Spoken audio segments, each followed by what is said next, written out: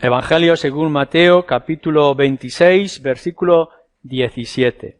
Entended, todos vosotros, que dediquemos varios domingos a este mandato establecido por nuestro Señor, de la mesa del Señor, del pan y del vino. Ya hemos visto la definición en sí de los detalles, lo que significa el pan y el vino, el momento, etcétera. Y yo quisiera que miráramos en esta mañana algunos detalles más, 3 cosas en concreto, y que aún en otros domingos continuemos con algo, porque es uno de los instituciones importantes o más importantes que nuestro Señor estableció. Oración, anuncio y esperanza. Esto es lo que yo quiero que veamos en esta mañana. No sé si vosotros habéis podido hacerlo o lo habéis intentado en alguna ocasión, de imaginar a nuestro Señor Jesucristo orando. Algunas veces yo he querido intentar ver el significado de Jesús orando al Padre. Algo que nos puede resultar incomprensible, puesto que nuestro Señor Jesucristo estuvo durante toda la eternidad unido a su Padre, y que ahora tenga que dirigirse o quiera dirigirse de esa forma a Él. Y todos los detalles que los evangelios nos describen acerca de ese acontecimiento, o de esos acontecimientos, porque si algo tenemos que decir es que si leéis los evangelios podréis ver a nuestro Señor Jesús orando de manera regular. Dice que era parte de su ministerio porque se apartaba en ciertas ocasiones o de manera constante en un lugar aquietado, silencioso, él solitario, para acercarse a su Padre en oración. Incluso el momento más crucial de su vida, cuando antes de la cruz, que fue la tentación de nuestro Señor por Satanás, lo podemos ver en el desierto también orando a su Padre. Era muy común para nuestro Señor Jesús. Y tan importante es que incluso tiene que dar instrucciones a sus discípulos. Una y otra vez le dicen, velad y orad. A lo largo de su ministerio aquí en la tierra, y la Escritura que nos lo señala una y otra vez. E incluso tuvo que enseñar a los discípulos a que oraran y cómo debían de orar, con ese ejemplo que tenemos tan sublime en el Evangelio que hemos leído en el capítulo 5 de las Bienaventuranzas, acerca de la oración, o en otros lugares también.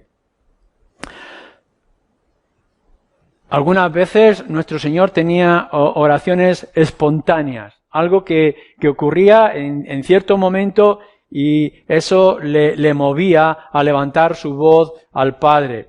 Cuando está con los niños pequeños a su alrededor, levanta su voz y dice: te alabo, Padre, porque has escondido estas cosas de los sabios y de los entendidos, pero a la misma vez se lo has revelado a los más pequeños. Y esas pocas palabras nos revelan mucho acerca de nuestro Señor. O cuando su amigo Lázaro está muerto y él también abre su corazón delante del Padre, porque sabe que ese acontecimiento triste que a él le hace a llorar es para gloria de su nombre. Así que, si cogéis los evangelios y hacéis una perspectiva general de los momentos que se nos señala que Cristo se apartaba a orar, o de esas oraciones concretas, pues podréis ver cuán solemne y cuán sublime es. Ninguna palabra de Jesús fue superficial. Ni las que tenemos aquí en las Escrituras, ni las que no tenemos que nuestro Señor Jesús dijo. En su perfección como ser humano, como Dios hecho hombre, no tenía error alguno, ni siquiera aún en sus palabras. Por tanto, entendemos que cuando Él oraba, no solamente sus palabras eran guiadas de esta manera perfecta, sino que el sentido de ellas o la razón de ellas también. Si ninguna palabra de sobra salió de sus labios, Ninguna palabra de sobra, por supuesto, de sobra pudo estar en sus oraciones. Tenemos muy cortas oraciones, largas o con cierta extensión. Quizá el Evangelio de Juan, capítulo 17, cuando intercede por los discípulos, una oración sublime que en algún tiempo también vimos en el pasado, o podemos verlo hasta lo profundo de la mayor agonía cuando lo vemos justo unas horas después de este acontecimiento de la última cena en el Monte de los Olivos, cuando estaba en agonía, o incluso se nos dice en uno de los evangelios que sudaba sangre.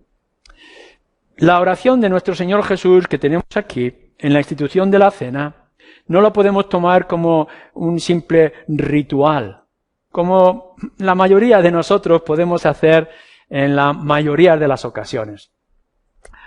Sé que muchos de vosotros oráis de manera regular cuando os levantáis de la cama, cuando os acostáis o cuando vais a tomar la comida, y que a veces se convierte en un ritual, es decir, decimos las palabras en ese momento adecuado, e incluso cuando pasan algunos instantes ya no nos acordamos si hemos orado o no hemos orado al Señor, o hemos pedido la bendición o no, porque nos dejamos llevar por las situaciones o por las costumbres. Pero nuestro Señor Jesucristo no se dejaba llevar por los rituales, como podemos ver en otras circunstancias, y por tanto lo que tenemos aquí, cuando nos dice que Él bendijo ese pan o dio gracias por esa copa de vino, no lo hizo de una manera ritual y tenía un sentido. Y yo quisiera, como nos dice también el apóstol Pablo en el capítulo 11, que pudiéramos ver cuando dice que dio gracias por el pan y dio gracias por la copa,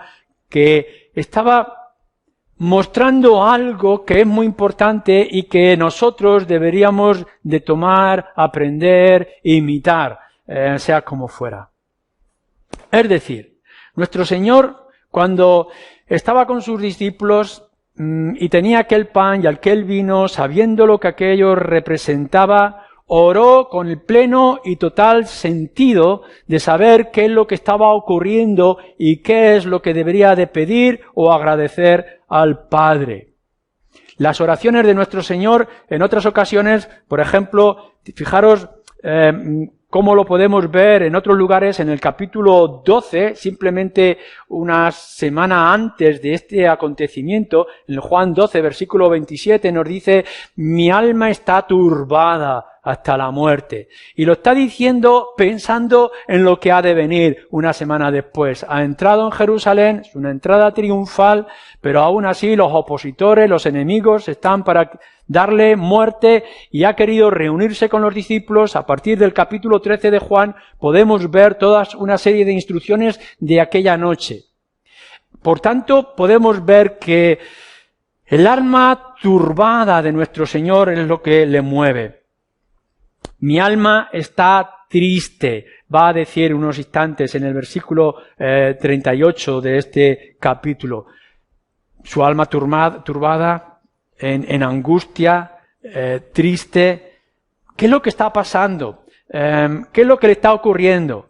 Bueno, lo sabemos, lo hemos estado viendo cuando analizábamos lo que era la Pascua, la muerte del Cordero, cuando decíamos lo que era el pan y lo que el vino estaban representando, y en medio de toda esa situación tenemos que imaginar, no hace falta hacer mucho esfuerzo, tenemos que imaginar a nuestro Señor Jesucristo triste y en una lucha dentro de Él, y su alma turbada, porque lo que tiene que acontecer, lo que va a acontecer es muy importante, esencial. Dice en el versículo 18, mi tiempo está cerca. Él sabe lo que está viniendo, Él sabe lo que está a las puertas, sabe lo que va a celebrar en esa última cena con sus discípulos en ese lugar alto. Entonces tiene un sentido importante y crucial. Lo que nos está diciendo es que nuestro Señor Jesucristo, aun sabiendo lo que le va a ocurrir, aun sabiendo lo que va a hacer, tiene la entereza en medio de su lucha que tiene dentro de su alma, de su agonía y sufrimiento, tiene la la libertad de dar gracias por el pan y por el vino. No estamos diciendo que es una mera fórmula tradicional de la Pascua y que era el ritual del sacrificio del Cordero. No, lo que estamos diciendo es que nuestro Señor Jesucristo sabía lo que aquel pan significaba de su entrega del cuerpo, su muerte en la cruz, y sabía lo que la copa de vino representaba, que era su sangre vertida, su sangre para limpiarnos a nosotros de nuestros pecados.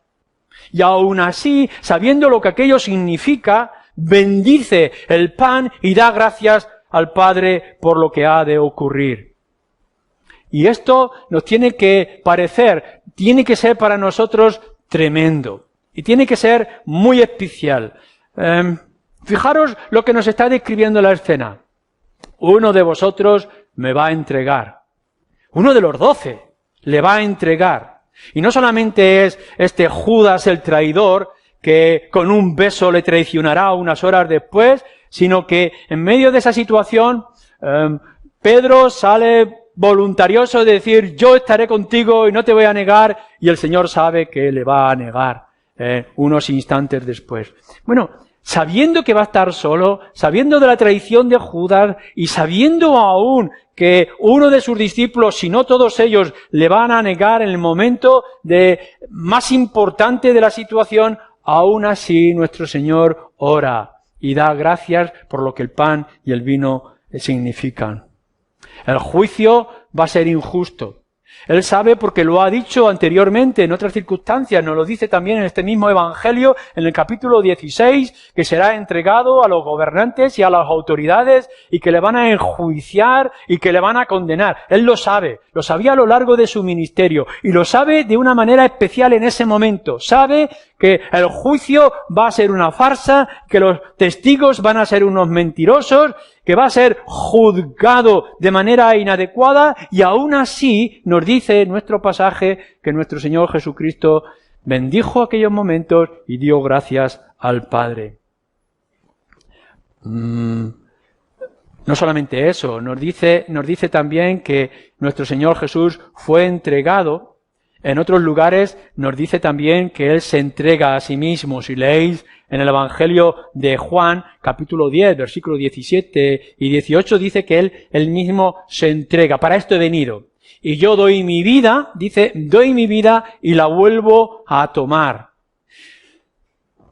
Aún teniendo que dar este paso de que es el Padre el que le envía, que es el Padre el que le entrega, Juan 3:16, entregado al mundo, y aun cuando Él mismo está dispuesto a hacerlo y sabe lo que eso va a implicar, entrega su vida, no es un accidente, es un hecho, Él lo sabe, lo ha establecido, aún así nos dice nuestro pasaje que nuestro Señor Jesucristo da gracias a Dios el Padre por lo que va a ocurrir.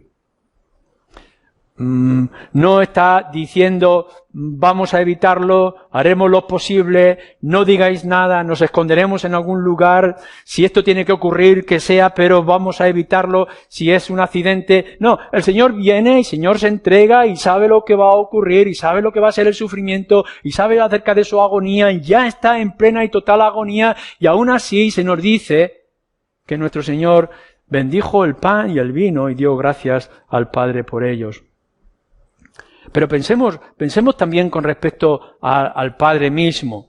En el capítulo 16 del Evangelio de Juan nos dice, mi Padre estará conmigo. Todos me abandonaréis, pero mi Padre estará conmigo.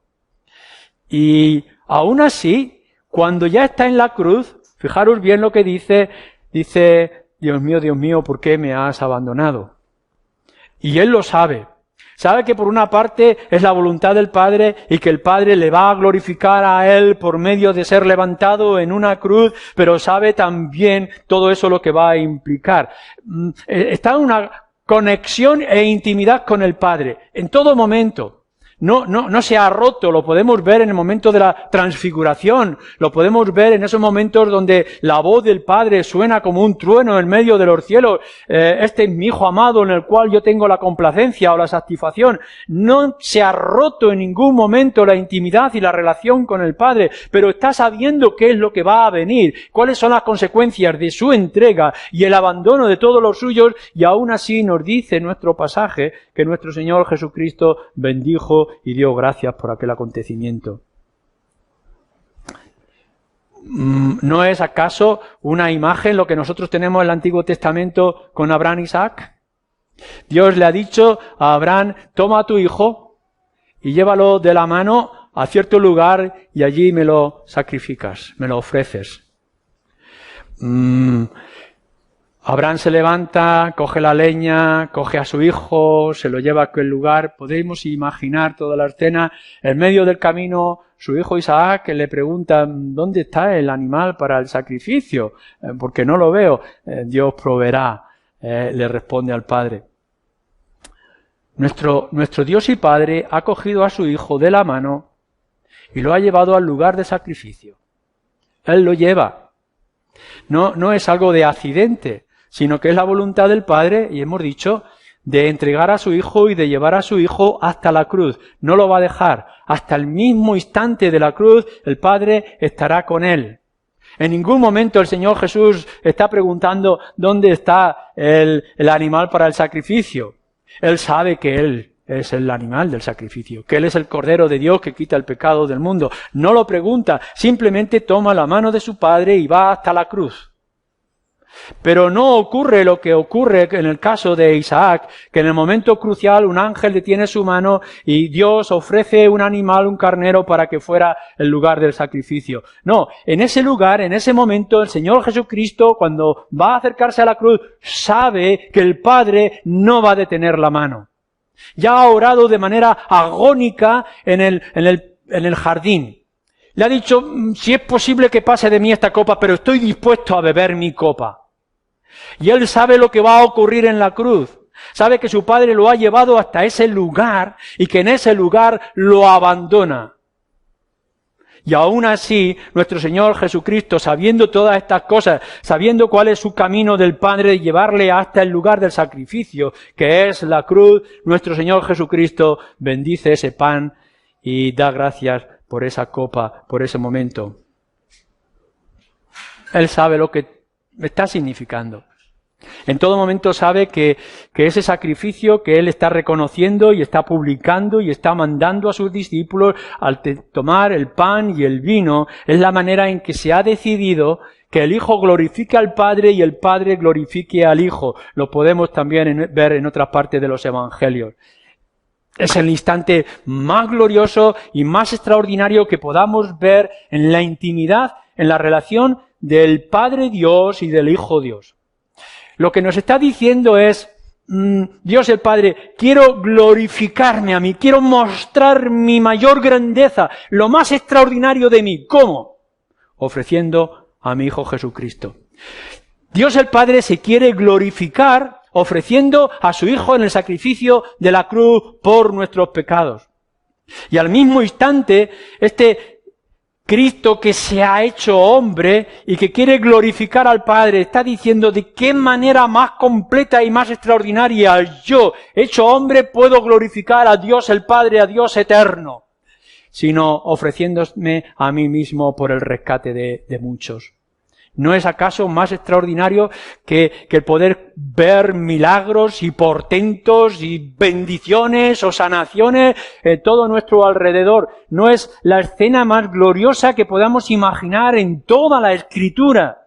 Que Dios se quiera glorificar en el Hijo y el Hijo quiera glorificar en el Padre. Con toda razón, podemos imaginarnos a nuestro Señor Jesucristo viendo todo lo que eso significa a pesar de la agonía y de la angustia que Él tiene que pasar, que va a poder glorificar al Padre y el Padre se va a glorificar a sí mismo en el Hijo.